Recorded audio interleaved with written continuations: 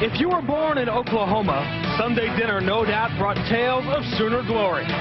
The genius of Barry Switzer, the indomitable spirit of the Boz, and the relentless power of the Wishbone. The battle cry from the North was unmistakable. Beat Texas. A childhood spent in Austin was once spent worshiping at a different altar. The brilliance of Darrell Royal, the thunder of Earl Campbell, and oh yeah, the Wishbone. The echoes growing louder up I-35 beat Oklahoma. The rivalry's kept its tradition, but the game now is all Y2K. Josh Heupel and the Sooners lead the Big 12 in passing. Major Applewhite and the Longhorns score 41 points a game. It's the first Red River shootout of the new millennium. Next.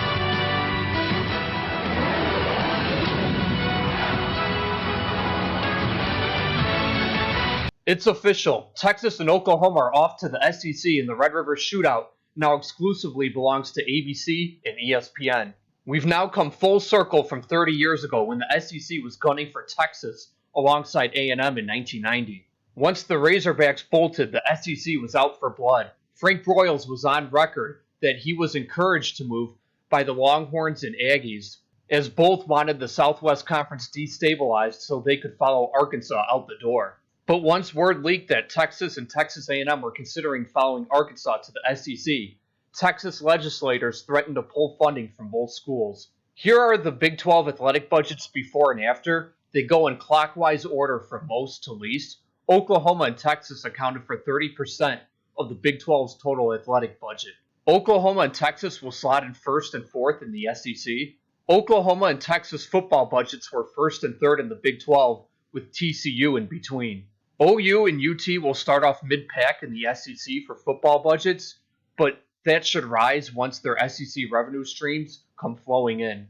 UT and OU men's basketball budgets were mid-range in the Big 12, and likewise in the SEC. Here's the new footprint of the SEC Super Conference. One option is 4 pods of 4, where you would play 3 games against your own pod, then 2 games each against the other 3 pods. The benefit of pods is they guarantee everyone visits everyone within 4 years. I'm not a fan of pods in the SEC because they make it impossible to protect all of those marquee rivalries. Another option is 2 divisions of 8, where everyone would play 7 divisional games and 2 crossover. I'm not a fan of SEC divisions in a 16-team format because you're only visiting half the league stadiums every 8th year. My preference is divisionless SEC football, where every team plays 3 protected opponents, and the other 6 games are against half of the 12 teams left unprotected. This would guarantee every team visits every stadium every 4 years. But unlike pods, 3 protected opponents in divisionless football would protect all of the marquee rivalries. So here's a back-of-the-envelope mock-up I did. Step 1 is to ensure all of the must-have rivalries are played annually. The Red River Shootout, Texas A&M, LSU Alabama, the Egg Bowl, the Iron Bowl, the Deep South's oldest rivalry, the 3rd Saturday in October, and the world's largest outdoor cocktail party. Step 2 is adding some historical matchups like Missouri-Oklahoma from the Big 8, Arkansas-Texas from the Southwest Conference, LSU-Texas A&M, who've met 58 times, Auburn-Florida, who met every year from 1927 through 2002 with the exception of World War II, Kentucky-Tennessee, and Tennessee-Vanderbilt. Step 3 is filling in geographic matchups like Arkansas-Missouri, Oklahoma and Arkansas, who are only a 3.5-hour drive from each other, LSU-Ole Miss, who've met 109 times, Georgia-South Carolina, Florida-South Carolina, and Vanderbilt-Kentucky. And the final step is filling in the blanks. Kentucky-South Carolina has been an SEC East matchup for years. Ole Miss and Vanderbilt have met 95 times. And by default, that leaves Texas A&M and Mississippi State, who played in perhaps the most underrated bowl game of all time, the 2000 Independence Bowl. There was a blizzard in Shreveport. It was an overtime thriller with a bunch of crazy plays. And you had the Jackie Sherrill storyline promising a tell-all book before the game. And that leaves Missouri-Mississippi State as the final matchup by default. This is a dud for both, but a consequence of protecting all these other games. So not everyone comes out a winner in all 3 protected games, but this is the route I found to protect as many key games as possible. As for a ripple effect throughout college football, I expect no response from the ACC. The ACC likely is not expanding unless Notre Dame is involved, and we all know how much independence is part of Notre Dame's institutional identity. I would not expect a Pac 12 response. The available Central Time Zone schools don't move the needle without Texas or Oklahoma involved.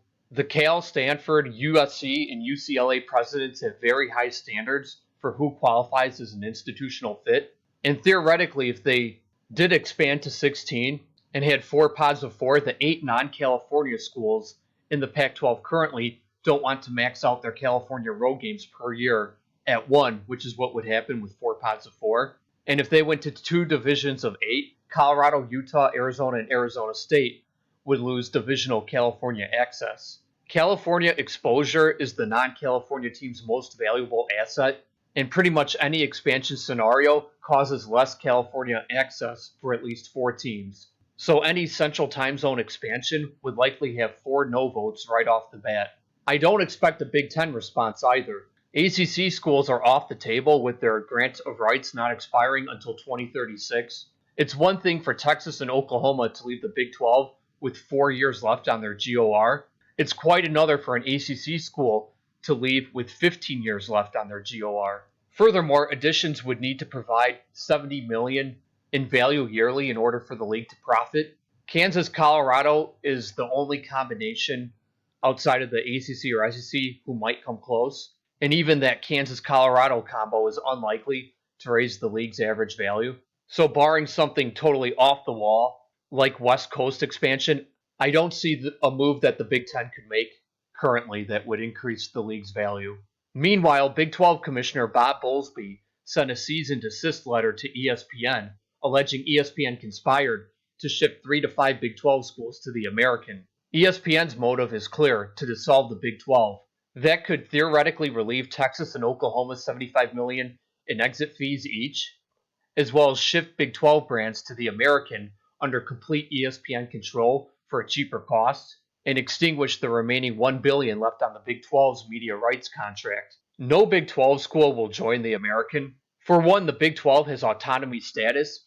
It's an A5 and autonomous 5 conference, so it's one of 5 leagues that have the legislative power to enact their own set of rules in some areas. There's only 5 of these golden tickets, and the Big 12 is one of those 5 golden tickets. Autonomy was granted by the NCAA, so the ACC, Big 10, Pac-12, and SEC can't revoke autonomy from the Big 12. Additionally, Big 12 schools would be leaving money on the table to leave the Big 12 and join the American. There's $150 million in exit fees from Texas and Oklahoma. There's about $1 billion left on the rest of the media rights deal, and there's NCAA tournament credits. And finally, joining the American could be career suicide for a handful of Big 12 presidents. If the president at Kansas or Kansas State were to ask Wichita State for an invite, or the president of Oklahoma State were to ask Tulsa for an invite, or the president at Texas Tech, TCU, or Baylor were to ask SMU or Houston for an invite, the boosters would go nuts and pressure the board to oust that president. I see the Big 12 rebounding like the 2004 to 2011 era Big East. All 8 schools have been in the national title picture late in the season at one point in the last 15 years. Here are a bunch of comparisons showing the Big 12 schools and Big 12 expansion candidates. First off is athletic budgets, where BYU leads the way among candidates. Here are the football budgets, where Colorado State leads all candidates and would rank in the upper half of the Big 12. And for men's basketball budgets, Memphis blows all the candidates away and would rank second in the Big 12. Here's a budget overview, dividing everything up into 3 categories: athletic budget, football budget, and men's basketball budget. There's 3 columns for each of those 3 categories, and the 3rd column for each shows how far each school is from the number 8 school in the Big 12. This chart shows the real revenue, or the self-generated revenue, of the public schools, as the Knight Commission on Intercollegiate Athletics does not have access to the private schools. And Memphis blows the other public candidates away in ticket sales and also leads in donor contributions. Tulane is the crown jewel of the candidates academically. The only 2 who might have academics held against them are Memphis and Boise State. Colorado State would be a good institutional fit with Iowa State, Oklahoma State, and Kansas State as a land grant. BYU, SMU, Tulane, and Cincinnati all have endowments that would rank in the upper half of the Big 12. UCF, Memphis, and Boise all have endowments that are a fraction of the Big 12's lowest. Here's a demographic comparison of the Big 12 expansion candidates. The first column is their DMA market rank. Everyone is in a top 51 DMA except Boise, who is in the number 101 DMA. The second column shows the major pro sports and major college competition within their market. So, for example, South Florida and Tampa and UCF and Orlando are in similar sized markets, but UCF is facing much less competition within their market than USF is, as USF has to go up against the Buccaneers, the Lightning, the Rays, and for pro sports, whereas UCF only has to go up against the Magic. The third column is where each school state ranks in the number of high school football players that go on to play FBS. And the final column is the number of times each school has had over 1 million viewers since 2015. But only games against G5 opponents count, so any games against a P5 opponent were excluded, and only regular season games count, so no conference championship games or bowl games were included. It's worth noting that the American schools play each other on ABC a handful of times, where it's easier to crack 1 million viewers than being on one of the ESPN networks. So I'd imagine that network executives would consider BYU the most valuable brand of this list, as BYU hasn't had those same opportunities on ABC. Here's where everyone ranks for football and basketball attendance. BYU would be at the top of the Big 12. Here's not how I would rank the Big 12 expansion candidates, but how I speculate the Big 12 presidents would rank these candidates. Sports fans love Boise State. They've won 3 Fiesta Bowls since '06. They finished in the top 25 13 of the last 19 seasons. They're a classic rags to riches story, going from a junior college to a top 25 college football program. But unfortunately for Boise, university presidents are the snobbiest group of people on earth.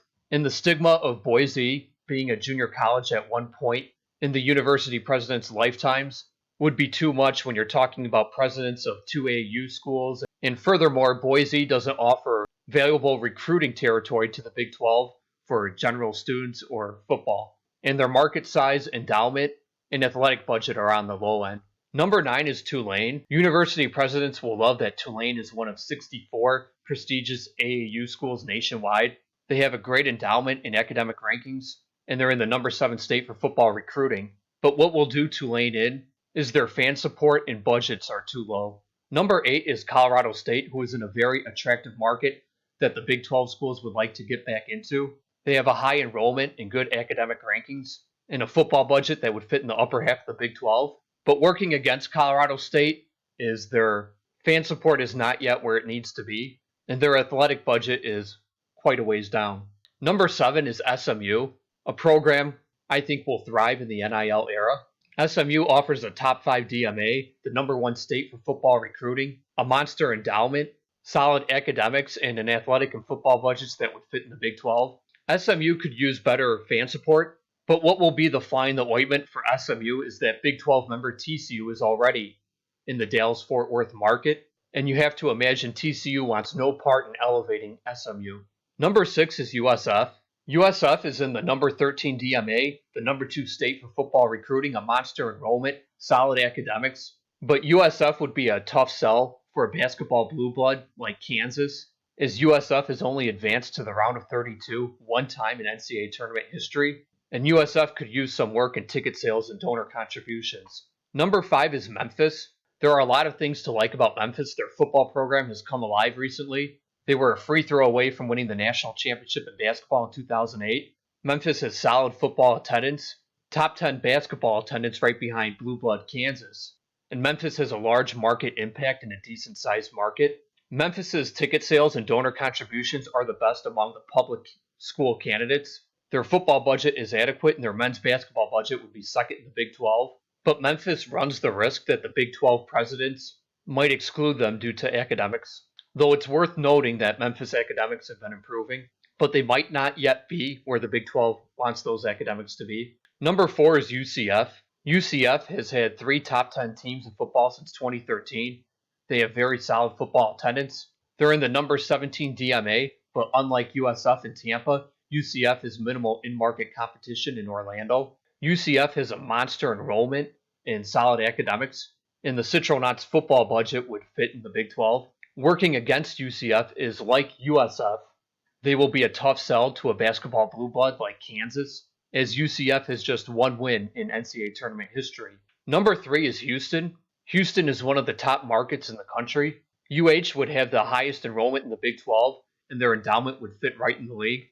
Houston is coming off a Final Four run, and their academics would fit in the Big 12.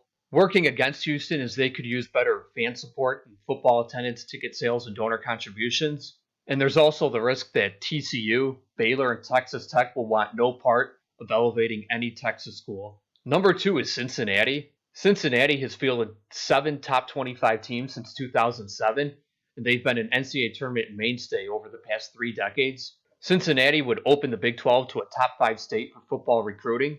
UC would have the highest enrollment in the Big 12 and a top 4 endowment, and their academics would fit in the league as well. UC has terrific basketball attendance, and the school has a track record of being a successful power conference school from their Big East days. UC could use better ticket sales and donor contributions, but what's really working against the Bearcats is their athletic budget is surprisingly quite a bit below the Big 12's lowest athletic budget. But it's worth noting that that gap would narrow as the Big 12's athletic budgets will be adjusting downward, and Cincinnati's would be adjusting upward if they were to get into the Big 12. And the number 1 candidate is BYU. BYU has football and basketball attendance that would go toe-to-toe with just about anyone. They have a football national championship to their name. BYU has a national fan base that travels to stadiums around the country in droves. BYU would have a top 3 endowment and enrollment in the Big 12, and they fit in academically. BYU had the number 1 athletic budget of all candidates by $5 million, but the potential cons to BYU is their no Sunday policy, and this could be a deal breaker, their LGBT honor code. It will be up to the Big 12 presidents whether they deem BYU's LGBT honor code acceptable or not. If it's not a deal-breaking issue, BYU is a shoo-in for the Big 12.